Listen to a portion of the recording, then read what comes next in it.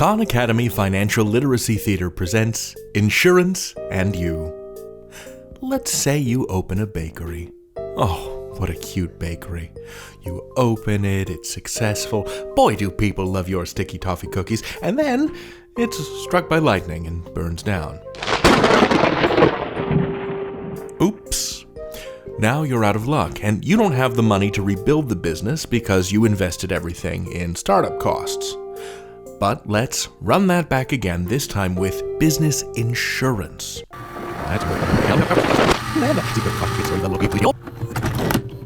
Insurance is, in so many words, an oven mitt. It allows you to handle dangerously hot things without burning your hands, financially speaking.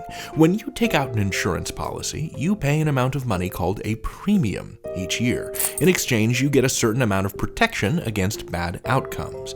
That protection is called coverage. So now you have insurance, your bakery gets struck by lightning and burns down, but this time the insurance company says, wow, that was unlikely, here's money to help you rebuild and reopen. But you're asking, where did the insurance company get that money? Well, all things being equal, it's not particularly common to lose your business to a lightning strike. As an insurance policyholder, you're in an insurance pool full of other insurance policyholders who are also paying those same premiums to the company. Effectively, everyone is paying into a bucket of money that gets paid out when disaster strikes. Each insurance policy is different, and at the insurance company, an underwriter determines how risky you are to insure. Essentially, how likely is it that something will happen to you? Well, that depends. Is your bakery teetering on the edge of an active volcano? That's an expensive premium. In fact, it's probably an uninsurable risk, but for the sake of this video, let's pretend it's just a stiff premium. Or is your bakery in the middle of a soybean field? Less expensive to insure, although it'd probably be a better business decision to put it in a town. Business insurance is just one of the many varieties of insurance available for sale in these United States. There's also health insurance, dental insurance, car insurance, life insurance, home insurance. So many ways to make sure you don't get burned. Health insurance, homeowners insurance, and car insurance policies have a feature called a deductible, which is the amount of money you must pay out of your own pocket before the insurance coverage kicks in. This is on top of your monthly premium. So let's say I have a health insurance policy with a $500 deductible, and someone hits me in the nose with a baseball bat. Now, let's say I get to the hospital, and I need to get my nose splinted so it can heal back to normal. Okay, wow. So, let's say it costs $1,000 to fix my beautiful face. With a $500 deductible, I'm on the hook for the first $500 of that $1,000. I have to put up that money before the company will pay the rest of the bill. That's my deductible. But there's also the copay, which is the money I have to put up each time for prescriptions or regular visits. Maybe it's $20, right? Every time you go get a prescription or visit the doctor, you have to cough up $20. Then there's car insurance. Not unlike health insurance, except it's for a car. You pay a premium, you have a deductible, but it comes in two flavors: liability and collision or comprehensive insurance. Liability insurance is required in all but 2 US states. This kind of insurance covers the cost if you cause an accident and hurt someone or damage someone's property, like if you back into your neighbor's garage door, or the car inside their garage, or your neighbor.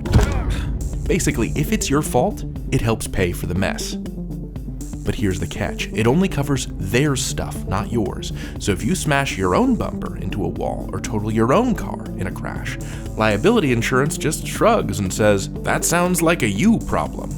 Want your own car covered too? You'll need extra insurance for that.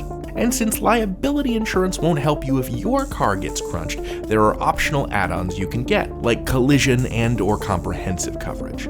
These kick in for stuff like someone else crashing into you, your car getting stolen, random acts of nature, or, for example, a moose.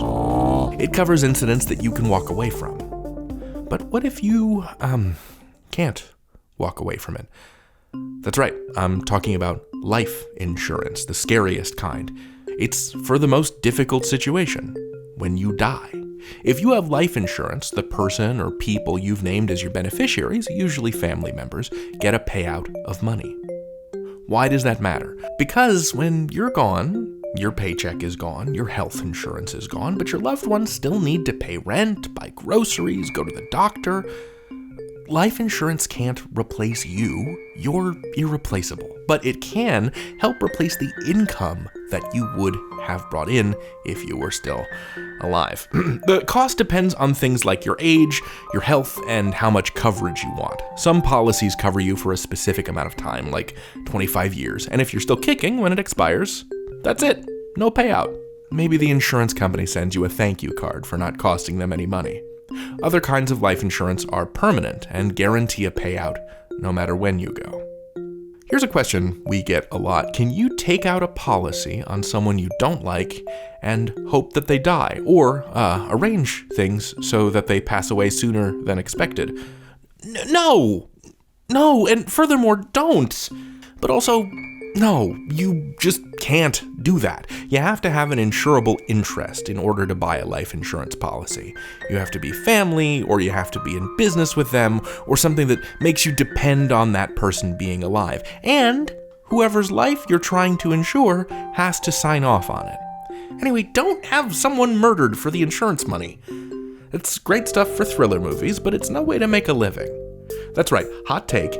Here at Khan Academy, we think murder is bad. Don't do it. So, insurance is famous for not being the most interesting topic in the world, but in all the scenarios we talked about, being uninsured in this society would leave you out in the cold, with no bakery, no car, and a nose that's still broken. Stay safe out there, and watch out for moose.